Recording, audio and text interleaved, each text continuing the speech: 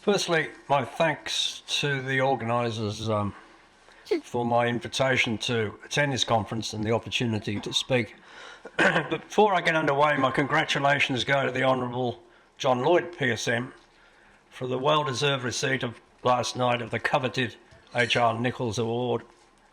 On a personal note, I wish to thank John for 2 decades of support, unstinting mentorship, and above all, an enduring friendship, facilitated, of course, by a mutual devotion to the Collingwood Football Club.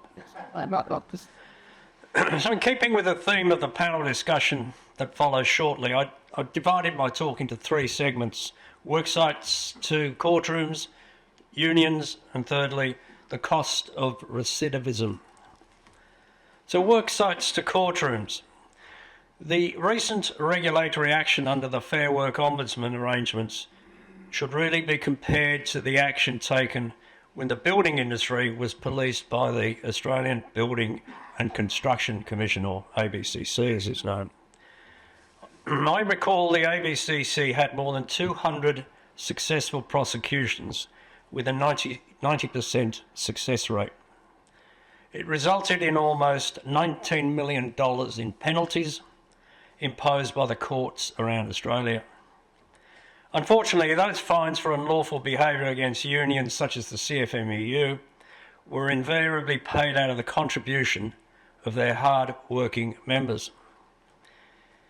These court actions were not about stickers on helmets or flags on cranes, as some senior politicians would have us believe, but were proven cases of coercion, no ticket, no start, unlawful strikes, and other illegal behaviour. These are mechanisms employed by some players in the industry to extract money from builders and others, not all of which has gone to benefit union membership. There have been well-documented cases of union officials receiving benefits for themselves at the expense of their members. All breaches of the law were treated seriously by the ABCC and investigated accordingly. Legal proceedings were only instituted when external lawyers provided independent advice that the requisite evidence existed and when it was deemed to be in the public interest to proceed. Disappointingly, year after year, the majority of proceedings were against the CFMEU and its officials. Moreover, in my final year, there were consistently more than 100 CFMEU officials before the courts, with the CFMEU and its officials facing in excess of 1,800 breaches of the law. My final annual report to the Parliament recorded 142 investigations, no ticket, no start, coercion, and unlawful industrial action. In that year, it finalised 28 matters before the courts, and penalties awarded in those matters exceeded $2 million. That was the 3rd occasion that penalties imposed in a reporting year had exceeded $2 million in the history of the ABCC. Now, to achieve these results in the courts, the ABCC continued to rely heavily upon its compulsory examination powers throughout the course of its investigations. The Commission's inquiries had become increasingly protracted and complex in both the type and the nature of the contraventions being investigated. Compulsory examinations were used as a last resort. They had proven to be an invaluable tool in terms of gathering the evidence required to determine whether to initiate a legal proceeding or discontinue an investigation and redeploy resources elsewhere. During my time, 75% of the matters in which compulsory examinations had been conducted demonstrated grounds for prosecution or at least an ongoing investigation. Contrary to much public commentary, the Commission was more likely to require the attendance of managers of construction companies at an examination than it was to require the attendance of an employee or a union official.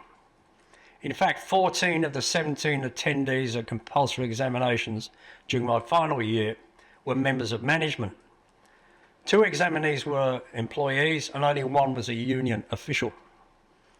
Also, contrary to public commentary, all examinees could choose to have a legal representative. I was also able to reimburse costs incurred for the attendants, including their legal costs. The courts frequently commented that the repeated imposition of penalties had not appeared to have had the intended deterrent effect. Yet penalties against the CFMEU and its representatives accounted for 86% of all penalties imposed by the courts. Causing frustration by breaches of the law was not an act confined to the CFMEU. In my final year of reporting, we initiated 6 new matters involving employers. At the end of the reporting period, a total of 8 cases involving 7 different contractors were before the courts as a result of our actions. Those figures were almost double those of the previous year. Of grave concern was that most of those 8 matters related to either discrimination against subcontractors for failing to have CFMEU enterprise agreements, or for discrimination against workers who were not members of the CFMEU. When the ABCC was abolished, it was said that the Fair Work Ombudsman could fill the gap. I ask the question, what has been achieved? There were 41 ABCC matters already before the courts and 32 extant investigations. Pleasingly, following 18 months of its new remit, the Ombudsman had managed to secure penalties of more than $3.5 million on some of those cases handed over from the ABCC. The vast majority of the penalties were imposed the vast majority of the penalties imposed were on the CFMEU and its officials. Sadly, however, the Ombudsman had discontinued at least half a dozen briefs of evidence they took over from the Commission, including one matter involving a CFMEU official abusing an ABCC inspector. Moreover, the Ombudsman had been unable to undertake any prosecutions against the CFMEU arising from their own inquiries. There are many possible reasons for all this, but a focus on crime and corruption has never been the primary objective of the Fair Work Ombudsman. You may have read this week of how the Ombudsman had secured a total of $131,000 in penalties in the federal court against the CFMEU for unlawful conduct. The union and 2 of its officials were penalised for unlawful conduct at a construction site in Brisbane. The court imposed penalties of $105,000 against the CFMEU, while also issuing a $15,000 penalty against one official and an $11,100 penalty against another. But this unlawful conduct occurred over 7 years ago, when in July 2020, a representative of the CFMEU breached the law by threatening to cause employees of subcontractors at the site to refuse to carry out their work. This was one of those briefs of evidence handed over from the ABCC at the time of its abolition. Now, the current federal government says that the ABCC, which was abolished twice by Labor governments, is not needed because former union boss John Setka flourished when the ABCC was in operation. Surely, that is akin to suggesting that state and federal police forces are not needed because former crime figures Chopper Read and Roger Rogerson flourished for decades when the police forces were in operation. I cite one matter pursued by the ABCC in which the federal court hit the CFMEU with a $177,000 fine for unlawful blockades of a children's hospital on 4 separate days, including on one occasion when about 400 people blockaded the entrance, preventing a concrete pour involving 45 trucks. These matters I've mentioned amount to millions of dollars and involve thuggery at its very worst. Premier Jacinta Allen said that investigating alleged criminal behaviour on work sites was primarily a matter for police. She has also promised to tear, quote, the rotten culture of the CFMEU out by its roots, while creating, I quote, a robust avenue for whistleblowers to raise allegations of misconduct in the construction sector. I really wish her good luck. May Godspeed. I once read that systemic, rotten organisational culture can be compared with rotten fish. Following death, the rotting starts with the head and quickly spreads to the remainder of the body, be it a fish or an organisation. And like any criminal culture, if it is not addressed promptly and effectively, it will only spread unchecked. If you do not have a tough cop on the beat, as my First Minister Tony Abbott used to like to call his fledgling task force, then lawlessness on building sites will only grow exponentially. In a judgment handed down in 2017, Justice Jessup of the Federal Court here in Melbourne noted that the CFMEU's prior history on unlawful conduct, quote, justifies only one inference, that the CFMEU has done nothing over the years to cause its own staff to comply with the law, unquote. Regrettably, such an attitude hindered the ability of my agency to engage in constructive dialogue with a full range of building industry participants. In an alarming development in 2017, a union that had invited me to address their delegates about the building code was publicly denigrated by other unions for attempting to engage with the law. I feared at the time that such a culture and behaviour of this type would only deter other building industry participants, whether unions, employers or workers, from seeking assistance and advice from the regulator. The Federal Labor Government announced in July this year an independent administrator would be appointed to clean up the CFMEU, while the Labor Party's National Executive voted to suspend the CFMEU from New South Wales, Victoria, South Australian and Tasmania branches of the party. These decisions followed explosive allegations, as has been said by Michael, from a months-long investigation by the 9 network newspapers, including allegations of links between the union and organised crime figures, bikies and criminals being employed on state government projects, kickback schemes and the use of bullying and standover tactics by senior officials in the union. Claims by the current federal and Victorian Labor governments that they were unaware of CFMEU thuggery are simply outlandish. One could simply paraphrase Monty Python and say that the CFMEU is nothing more than just a bunch of very naughty boys. The former coalition government tried to improve integrity and accountability for union officials with its Union Integrity Bill. This followed key recommendations from the third Royal Commission into the industry, now I understand the fourth, by Justice Hayden. In particular, legislation be passed to disqualify union officials from holding office who are not fit and proper persons. However, Labor and the Greens joined forces to vote against this important reform. Deregistration had also been rejected. I've read that the Federal Division of the Labor Party received a total of $6.2 million from the CFMEU from 2019 onwards, including $1 million for the ALP's last federal campaign. For the Labor Party to no longer accept CFMEU donations is a step in the right direction, but they must get behind much needed reform. Such reform is vital and long overdue in addressing the unlawful activity that permeates an industry crucially important to Australia's GDP.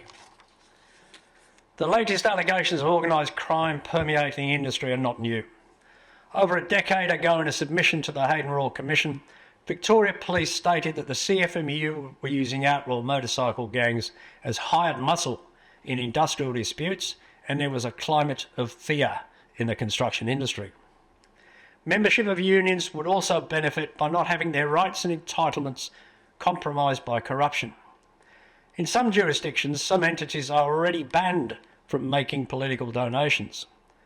Property developers have long been accused of corrupting politicians. Many have managed to avoid serious regulatory action over corporate malfeasance and financial mismanagement, some by leaving the country. The same could be applied to unions. I was recently asked whether I thought developers needed to help their head contractors push back against union coercion, and did head contractors need to do much more to push back against union thuggery? Ordinarily, in any other civilized country, ordinarily in any other industry, that would sound admirable and sensible. However, in the culture of Australia's building and construction industry, developers' primary consideration has always been about profit and has left industrial matters to head contractors. They in turn have had to do as they are told by rogue union officials and other influential parties. These demands include which subcontractors to employ, which conditions prevail, such as rates of pay. Exactly 2 decades ago, as incoming head of the Howard government's fledgling Building Industry Task Force, I wrote in a report to the Parliament there was evidence that the task force is aware of information which clearly indicates that the services of underworld figures, including notorious criminals and outlaw motorcycle gangs, are engaged by some industry participants to advance their industrial objectives. That was 2 decades ago. Equally alarming to the task force are reports received about threats and intimidation, including assaults on people and property, being used as a means of advancing industrial agendas by parties in the industry.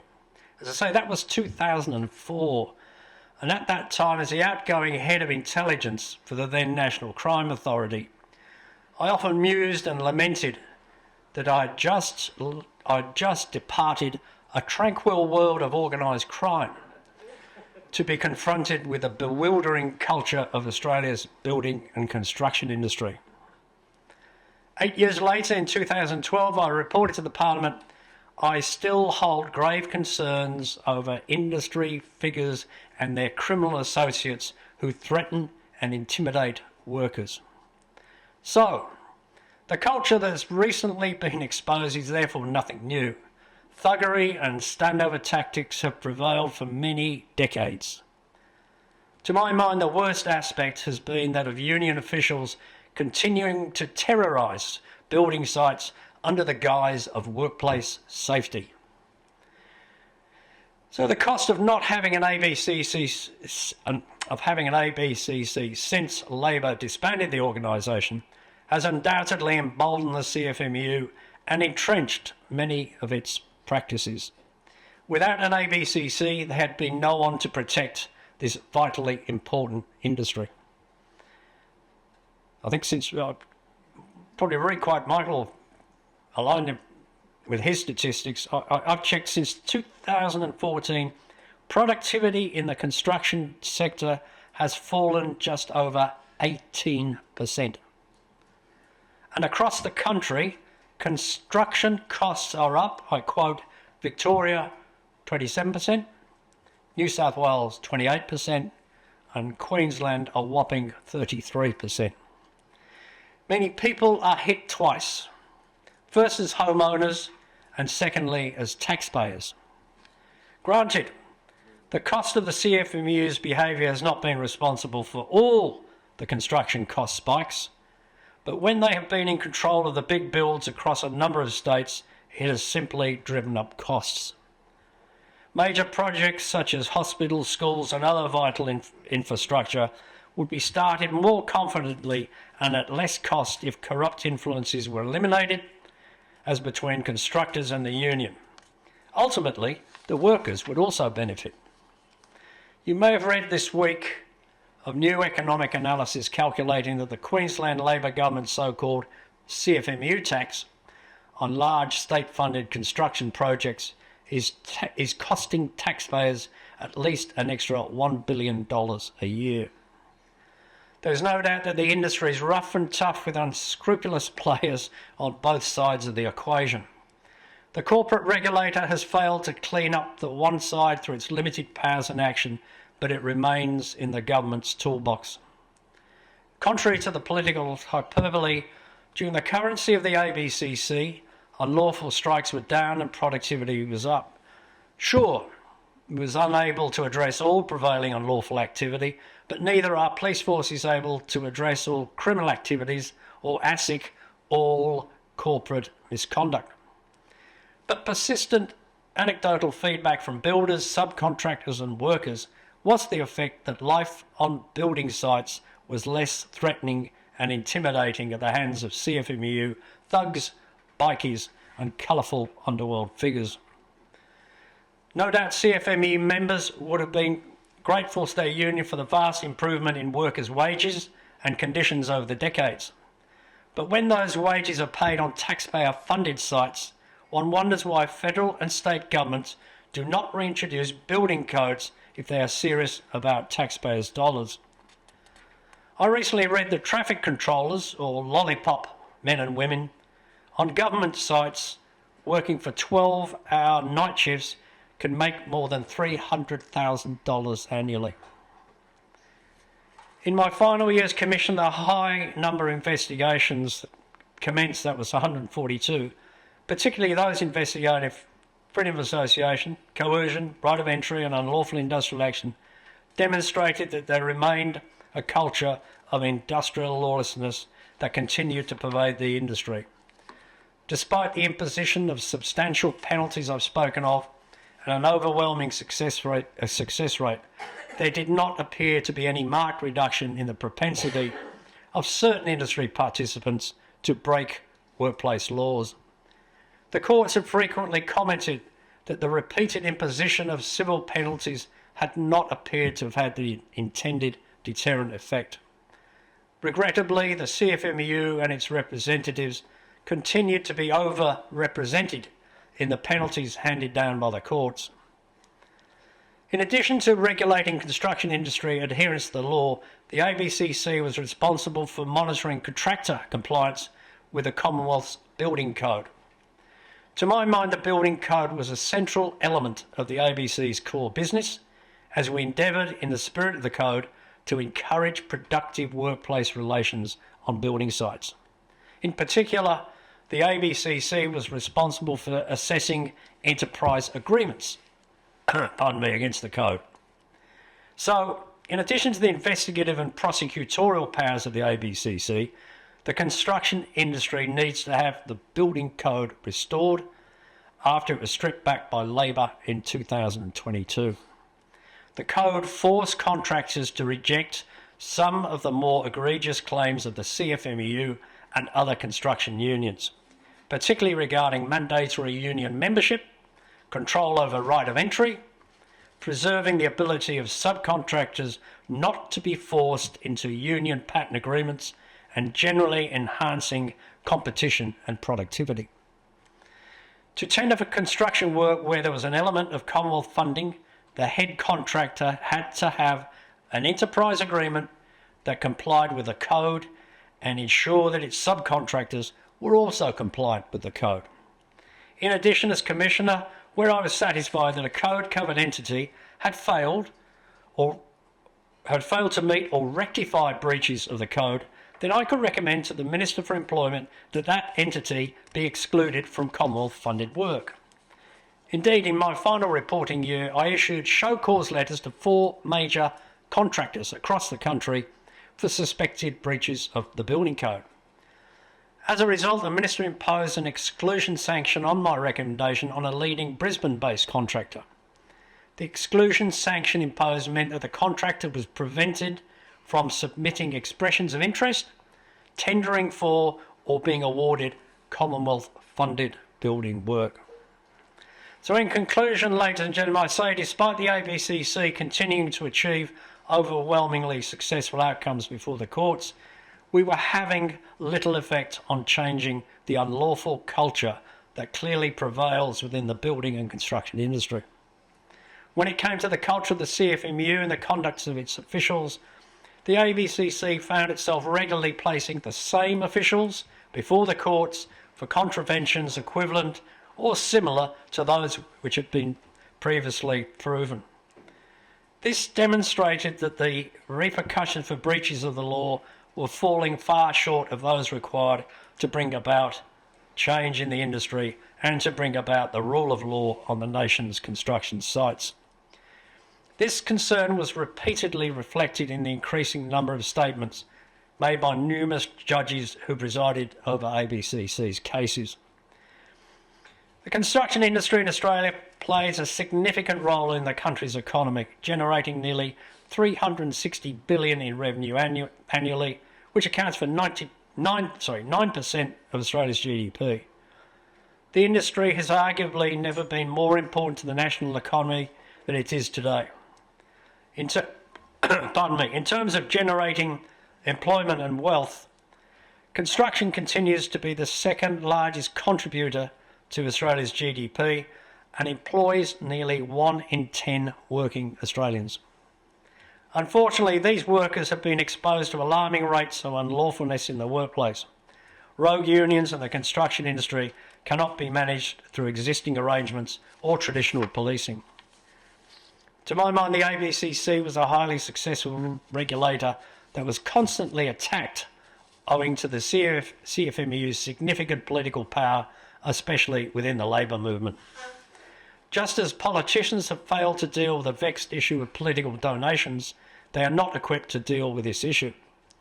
Recent history has demonstrated that the political parties are hopelessly conflicted over this issue, as evidenced by the repeals and reinstatements of ABCC legislation, accompanied by inaccurate commentary.